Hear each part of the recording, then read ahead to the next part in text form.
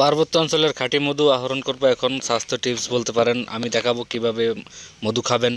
মানে আপনি যদি শরীর স্বাস্থ্য ভালো রাখতে চান, শরীর যদি মোটা রাখতে চান তাহলে খাবেন গরম পানিতে, আর শরীর চিকন রাখতে চাইলে খাবেন ঠান্ডা পানিতে। এটা আমার কথা নয়, বিশ্বাস করতে নাই পারেন, আপনি ইউটিউবে সার্চ দিয়ে দেখতে পারেন, কোনো ডাক্তারের কাছ থেকে পরামর্শ নিতে পারেন।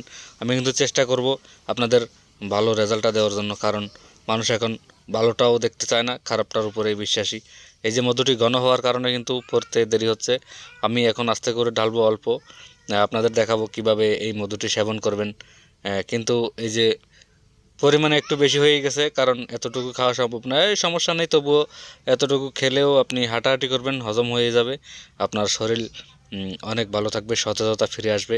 এই যে এভাবে ঠান্ডা পানিতে মিশ্রণ করে খাবেন, খাওয়ার পর দেখবেন ইনশাল্লাহ আপনার অনেক উপকার আসবে স্বাস্থ্যে। আমি আসলে চিকন হওয়ার জন্যই খাবো। অনেকে বলে আমি নাকি মোটা হয়ে যাচ্ছি, তো এমনিতেই কিন্তু তলদেশে চলে গেছে মধুটি, উপরে উঠে আসার জন্য নাড়াচাড়া করে দেখাচ্ছি। কিন্তু আপনারা সেটাও করতে পারেন, বা হাতের তালুতে নিয়ে চেটে চেটে খেতে পারেন, সেটাও অন্য আরেকটি টিপস। কিন্তু এভাবে খেলে আপনার স্বাস্থ্যের জন্য অনেক উপকারিতা আছে, আপনি ট্রাই করে দেখতে পারেন।